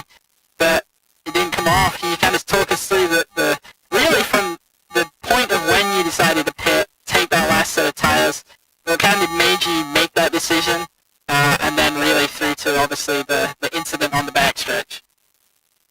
Yeah, I was already a let down, so I figured, if I stay out, take the wave around, get a caution. Which it did, and then I came out and had them four fresh and was just hoping to, ride outside the whole time. And then coming there on the last lap, I, thought I gave him plenty of room there. I know he was just defending, I wasn't up front all night, so I really didn't have a top 10 car, I don't think, but I was trying to play some strategy there and hope them tires would get me to the front. Well, it very nearly worked out. Obviously, you had that opportunity on the backstretch there, and you still came home second, which, given that you... It's obviously a challenging racetrack. It's one of people's favorites because it's challenging. Do you kind of enjoy racing this place? Yeah, I like it. I feel I was behind. I was behind in the trucks too. It's just not the greatest at this track. I do like it because it's challenging. I'll definitely put on a great show for us there coming to the flag, and we really thought that you had it for that moment, and obviously we saw you running down the leader there, and still congratulations coming home on the second spot. And before we let you go, is there anybody that you'd like to give a shout out to? Yeah, I'd like to thank Smith Racing. I'm probably going to kill his name here, but Tyler Penselnault for working on the A car there. It was a pretty decent set. I think I should have a better qualifying result there, but I think I'd been top 15 anyway. But yeah, that's also want to get a shout out. I forgot to run their sponsor this week, but it's Kits Outdoors on YouTube. All right. Well, thank you for coming and chatting with us, and congratulations again on the second place. And last but not least, we've got third place finisher James O'Brien coming off of a championship last season and racking up another podium here. James, are you satisfied with that, or would you have rather seen one or two more spots up? I knew with Connor in the race I was going to try for second, but there's so many newcomers there that it was really just like playing the field at first and seeing what I had at the end. And yeah, when it was time to go, I was like, all right, let's get second. So I'm a little peeved that I couldn't pull that off, but Mike had a great strategy, so props for him and pulling it off second. I thought he was going to have the win there. That would have been a pretty exciting finish. So man, I'm beat. I can imagine it. It looked like a tough race, and yeah, we felt the same. We thought that Mike had this one, but let's talk about you and whether or not you can get some victories this season, because you only had one to take that championship home. I have to imagine you maybe won a few more instead of just doing it by straight consistency. Yeah, I would like to win more, but I mean, now my top 5 streak goes to 11 in a row. It was probably one of the hardest ones yet because the field was pretty stacked up front. We had a lot of good drivers there, and our car was absolutely terrible on the short run. So I was really hoping we weren't going to get any late yellows, and alas, we got 2. So that was definitely tough to drive Q laps for the last 10-15 minutes there. But yeah, this season, I don't know how good I'm going to be I have no idea how to drive on dirt, so next week's going to be a learning experience for me. And then you have like the crapshoot at Talladega. 1.5 miles I seem to excel at, but anywhere Connor's at, I just kind of write it off. It's understandable. Took my other question away. I was just about to ask how you fare on dirt. Even still, James, it seems consistency is your friend, and you're quite good at that. What about, though, qualifying? Because it seems you were only good enough for 12th today, which isn't too bad, but certainly put you in a bit of the danger zone. I pride myself in being good at hot lapping, typically. This week, our set was we missed the mark completely. It wasn't until about Thursday that we started getting put into the right direction. I actually had to take an old Texas setup that I had in my notebook and repurpose it for this, and then kind of translate that to Q, and then it just kind of became, okay, that's good enough. Let's focus on the race set more. And luckily we picked up Abner Acosta in the off season. We have Brandon and Richard that are all putting laps in while I kind of tinker and Richard would change a thing or two, I'd go and look at it and telemetry, and just it eventually worked out. But it was a hard week. I put a lot of hours in, especially on Friday. I think I worked on that set for 8 or 9 hours just trying to get it to go. It was so frustrating. That sounds like some really good names to have on your side. Again, congratulations on yet another podium in a top 5, and hopefully we'll get to talk to you in Bristol. Thank you, sir. Have a good one. James O'Brien. And that will wrap up our interviews for tonight. So before we go, we also want to thank our sponsors again. Unfortunate wording there. Of course, starting off with SimMSA. If you want to check them out, they are simply at SimMSA.net. And of course, our longtime sponsor here in the PRL, NinjaTrader, can be found at NinjaTrader.com. And finally, for all of your sim rig needs, go to thebuttkicker.com to check out Butt Kicker products. Also, a thank you to the companies that provide the software and the hardware for our broadcast listed here on your screen. Additional thanks go to June Lalonde, who provides our wonderful music. See the screen for how to get hold of more of her great work. And thanks to the team today, Christian, Sean, and Dougie. If you'd like to find out more about GSRC, including upcoming races, you can find it at globalsimracingchannel.com. There's also our social media, which includes Twitter at GSR Channel, Facebook at Global Sim Racing Channel, and Instagram at GSRC_Graham. If you'd like to support us, check out our merchandise store at gsrc.storenv.com. Link is in the description below. And don't forget to subscribe to our YouTube channel so you don't miss a moment here on GSRC. As we mentioned, the next round is going to be at Bristol Dirt, and that'll be Sunday, March 28th at 8:30 p.m. Eastern. But we have upcoming races for other series listed on the screen, so check those out and mark them down on your calendar. Until next time, race clean, race hard. We'll see you on the track.